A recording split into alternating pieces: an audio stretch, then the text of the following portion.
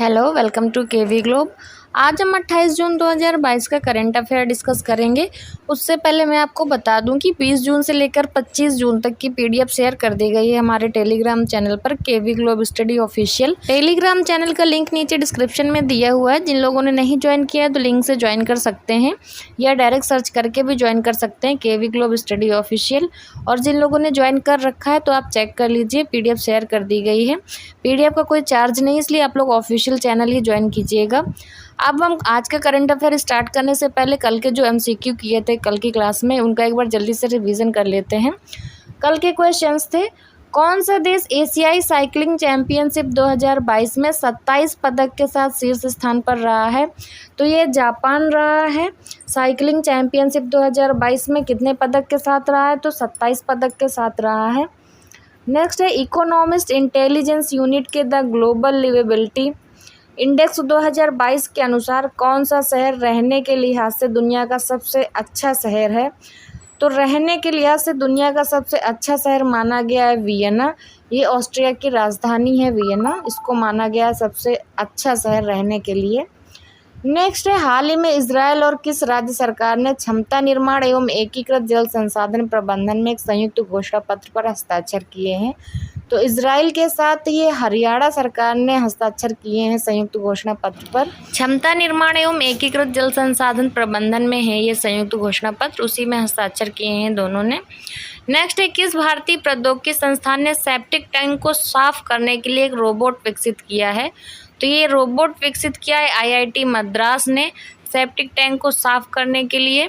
Next है, हाल ही में खबरों में रही ये वर्धा नदी किस नदी की सहायक नदी है? तो ये जो वर्धा नदी है ये तुंगभद्रा नदी की सहायक नदी है।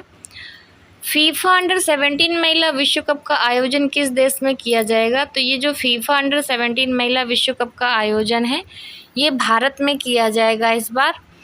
केंद्रीय गृह मंत्रालय ने केंद्रीय सशस्त्र पुलिस बलों और असम राइफल्स में कितने प्रतिशत रिक्तियों को अग्निवीरों के लिए आरक्षित करने की घोषणा की है? तो ये जो अग्निवीरों की जो है भर्ती के लिए घोषणा की गई है, इनको आरक्षण भी दिया गया है। गृह मंत्रालय ने इसकी घोषणा की थी। तो ये 10% का आरक्षण घोषित किया गया है अग्निवीरों के लिए। अग्निवीरों की 4 साल की सर्विस पूरी होने के बाद असम राइफल्स में और केंद्रीय सशस्त्र पुलिस बलों में इनको 10% का आरक्षण दिया जाएगा। रघुराजपुर जो हाल ही में चर्चा में रहा है, ये किस प्रकार की पेंटिंग के लिए प्रसिद्ध है? तो ये जो पट्टाचित्र पेंटिंग होती है रघुराजपुर में, ये फेमस है। तो ये जो रघुराजपुर है ये पट्टाचित्र पेंटिंग के लिए प्रसिद्ध है। अगले, भारतीय महिला क्रिकेट टीम की जिस पूर्व कप्तान ने हाल ही में खेल के सभी प्रारूपों से संन्यास लेने की घोषणा की है, तो ये है रुमेलीधर। इन्होंने क्रिकेट के सारे प्रारूपों से संन्यास लेने की घोषणा कर दी है। इससे पहले क्वेश्चन कराया गया था कि जो शाबाश मिट्ठू एक बायोपिक बन रही है, ये कौन सी महिला क्रिकेटर के नाम पे बन रही है जो पूर्व कप्तान रह चुकी हैं? तो ये थी मिताली राज के नाम पे बन रही है शाबाश मिट्ठू। और इसकी जो एक्ट्रेस एक्टिंग कर रही हैं इस फिल्म में, तो वो तापसी पन्नू कर रही हैं। किस देश में G7 सम्मेलन 2022 का आयोजन किया जाएगा? तो ये जो G7 समिट है 2022 का, ये जर्मनी में आयोजित किया गया है। नेक्स्ट है, एनडीए राष्ट्रपति चुनाव की उम्मीदवार जो हैं इस बार की द्रौपदी मुर्मू, ये किस जनजाति से संबंधित हैं? तो ये संथाली जनजाति से संबंधित हैं जो द्रौपदी मुर्मू है, इस बार राष्ट्रपति चुनाव के उम्मीदवार हैं। तो ये थे कल की क्लास के क्वेश्चंस जो कल एमसीक्यू कराए हुए थे। ये सारे पूरे हफ्ते के एमसीक्यू थे जिनका एक बार हमने फिर से जल्दी से रिवीजन कर लिया है। बार बार रिवीजन इसलिए मैं करवाती हूँ ताकि आपका करंट अफेयर प्रिपेयर हो जाए। रिवीजन से ही करंट अफेयर तैयार होता है, भूलता भी नहीं है और पिछला भी आपका तैयार होता जाता है। अब हम आज के करंट अफेयर स्टार्ट करते हैं। क्वेश्चन है, कौन सा राज्य है जो व्यापक स्वास्थ्य बीमा योजना मेडिसेप शुरू करने जा रहा है? तो इसके जो ऑप्शंस दिए हुए हैं इसमें सही आंसर है ऑप्शन बी केरल। केरल राज्य व्यापक स्वास्थ्य बीमा योजना मेडिसेप शुरू करने जा रहा है। ये मेडिसेप क्या है ये भी समझ लेते हैं। मेडिसेप योजना राज्य सरकार के कर्मचारियों और पेंशन भोगियों और उनके पात्र परिवार के सदस्यों के लिए एक चिकित्सा बीमा योजना है। यानी कि ये एक मेडिकल इंश्योरेंस है जो राज्य के कर्मचारी हैं या जिनको पेंशन मिल रही है इस समय, और उनके जो परिवार वाले इसके पात्र हैं उन मेंबर्स को ये जो है इंश्योरेंस दिया जाएगा, मेडिकल इंश्योरेंस है। ये हर साल 3 लाख रुपए तक के कवरेज के साथ कैशलेस चिकित्सा सहायता प्रदान करेगी। यानी कि जो भी मेडिकल इंश्योरेंस होगा ये 3 लाख रुपए तक का कवर करेगा, कैशलेस ये सुविधा है। और केरल सरकार ये 1 जुलाई से शुरू करने जा रही है, 1 जुलाई 2022 से। नेक्स्ट, नीति आयोग का CEO किसे नियुक्त किया गया है? तो इसके जो ऑप्शन है इसमें सही आंसर है ऑप्शन डी, परमेश्वरन अय्यर। परमेश्वरन अय्यर जी को नीति आयोग के CEO के रूप में नियुक्त किया गया है।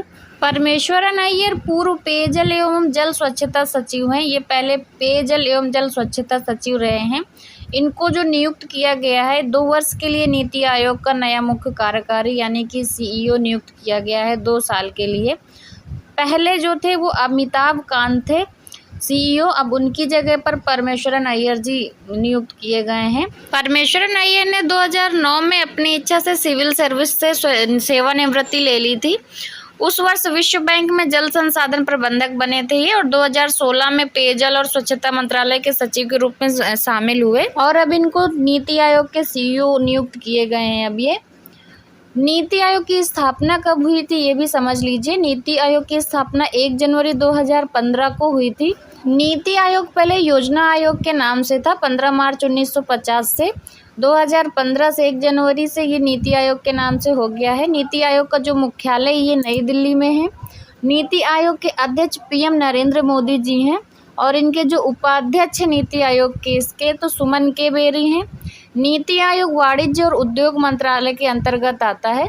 तो ये जो नीति आयोग से रिलेटेड इंपॉर्टेंट फैक्ट्स थे, इससे जो भी रिलेटेड क्वेश्चंस बन सकते थे ये सारे डिस्कस कर लिए, इसलिए ये जो पॉइंट है ये मोस्ट इंपॉर्टेंट है, इनको एक बार जरूर नोटिस करिएगा, एक बार ध्यान रखिएगा। नेक्स्ट, भारतीय ओलंपिक संघ के कार्यवाहक अध्यक्ष के रूप में किसे नामित किया गया है? तो इसके ऑप्शंस में सही आंसर है ऑप्शन सी, अनिल खन्ना। अनिल खन्ना जी को भारतीय ओलंपिक संघ के कार्यवाहक अध्यक्ष के रूप में नियुक्त किया गया है। खेल प्रशासक नरेंद्र बत्रा को दिल्ली उच्च न्यायालय द्वारा अवमानना की कार्यवाही में भारतीय ओलंपिक संघ के अध्यक्ष के रूप में कार्य समाप्त करने का आदेश दिया गया था। 1 महीने बाद उन्हें शीर्ष पद छोड़ने के लिए भी कहा गया था। तब अनिल खन्ना जी को भारतीय ओलंपिक संघ का कार्यवाहक अध्यक्ष नियुक्त किया गया है। नेक्स्ट, रॉ के प्रमुख के रूप में किसे नियुक्त किया गया है? तो रॉ एक खुफिया एजेंसी है भारत की। इसके प्रमुख के रूप में किसे नियुक्त किया गया है? तो इसके प्रमुख के रूप में सामंत कुमार गोयल जी को नियुक्त किया गया है। फिर से इससे पहले भी यही थे प्रमुख, तो इसका सही आंसर हो जाएगा ऑप्शन बी, सामंत कुमार गोयल। सामंत कुमार गोयल रॉ के प्रमुख के रूप में नियुक्त किए गए हैं। रॉ का फुल फॉर्म है रिसर्च एंड एनालिसिस विंग, इसी को रॉ कहते हैं। इसके सचिव के रूप में इनका जो कॉन्ट्रैक्ट है केंद्र सरकार द्वारा 24 जून को 1 साल के लिए बढ़ा दिया गया है। यानी कि इससे पहले भी यही थे प्रमुख, उसी कॉन्ट्रैक्ट को 1 साल के लिए बढ़ा दिया गया है। सामंत कुमार गोयल 1984 के पंजाब गाइडर वर्ग के एक IPS अधिकारी हैं और 30 जून 2023 तक एजेंसी सचिव का पद संभालेंगे। यानी कि अभी ये रॉ के प्रमुख 30 जून 2023 तक रहेंगे। जून 2019 में सामंत कुमार गोयल नेरा के प्रमुख के रूप में अनिल धस्माना का स्थान लिया था। यानी कि जब ये पहली बार नियुक्त किए गए थे रॉ के प्रमुख 2019 में नियुक्त किए गए थे, और इन्होंने अनिल धस्माना को रिप्लेस किया था, उनका स्थान लिया था। रॉ के बारे में कुछ फैक्ट समझ लेते हैं कि ये एजेंसी करती क्या है। तो रॉ एक खुफिया एजेंसी यानी कि संगठन है जो विदेशों से आने जाने वाले खतरों पर नज़र रखता है। रॉ जो है पड़ोसी देशों की गतिविधियों के बारे में गुप्त जानकारी एकत्र करता है, यानी कि जासूसी करता है। रॉ को सीधे प्रधानमंत्री कार्यालय के अधीन रखा गया है। रॉ का अपना सर्विस कैडर है जिसे रिसर्च एंड एनालिसिस सर्विस के नाम से भी जाना जाता है। रॉ का गठन कब हुआ था? तो ये 21 सितंबर 1968 में हुआ था, और इसका जो मुख्यालय है नई दिल्ली में है। रॉ के संस्थापक हैं RN काओ और इंदिरा गांधी। रॉ का जो गठन है ये इंदिरा गांधी जी के समय में किया गया था। नेक्स्ट, इंटेलिजेंस ब्यूरो के नए निदेशक के रूप में किसे नियुक्त किया गया है? यानी कि IB के नए निदेशक के रूप में किसे नियुक्त किया गया है? तो इसका सही आंसर है ऑप्शन है तपन कुमार डेका। इंटेलिजेंस ब्यूरो यानी कि खुफिया विभाग के नए निदेशक हैं तपन कुमार डेका, इनको नियुक्त किया गया है। तपन कुमार डेका वरिष्ठ IPS अधिकारी रहे हैं। 1988 बैच के हिमाचल प्रदेश कैडर के IPS अधिकारी रहे हैं। तपन कुमार डेका जी को 2 साल के कार्यकाल के लिए या जब तक अगला आदेश नहीं आता है उसके लिए नियुक्त किया गया था। डेका वर्तमान इंटेलिजेंस ब्यूरो के निदेशक अरविंद कुमार का स्थान लेंगे, जिनका कार्यकाल 30 जून को समाप्त हो रहा है। यानी कि 30 जून को अरविंद कुमार जी का कार्यकाल समाप्त हो जाएगा और 30 जून से तपन कुमार डेका जी का कार्यकाल शुरू हो जाएगा और अगले 2 साल तक इनका कार्यकाल रहेगा।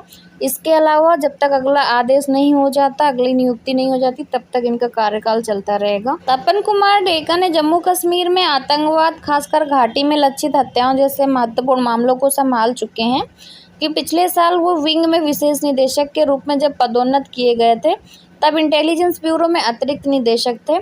इंटेलिजेंस ब्यूरो का जो मुख्यालय है वो नई दिल्ली में है और इंटेलिजेंस ब्यूरो का जो गठन किया गया था 1887 को किया गया था। नेक्स्ट, भारत ने किस राज्य के तट से VLSRSM मिसाइल का सफलतापूर्वक परीक्षण किया है?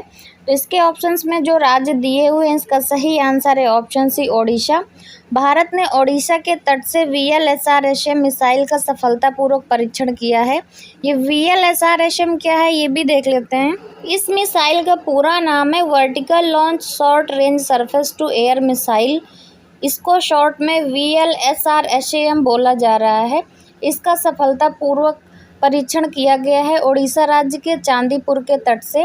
रक्षा अनुसंधान और विकास संगठन यानी कि DRDO और भारतीय नौसेना ने vertical launch short range surface to air missile के लिए सफलतापूर्वक उड़ान परीक्षण किया है। नेक्स्ट, लिस्बन संयुक्त राष्ट्र महासम्मेलन 2022 यानी कि UN ओशिन कॉन्फ्रेंस 2022 में भाग लेने के लिए भारत से कौन से केंद्रीय मंत्री जा रहे हैं?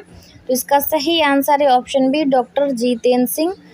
केंद्रीय राज्य मंत्री डॉक्टर जितेंद्र सिंह भाग लेने जा रहे हैं लिस्बन। डॉक्टर जितेंद्र सिंह महासागर कार्रवाई को बढ़ाने के विषय पर वे सम्मेलन की मुख्य प्रस्तुति देंगे, जो लक्ष्य 14 के कार्यान्वयन के लिए विज्ञान और नवाचार पर आधारित है।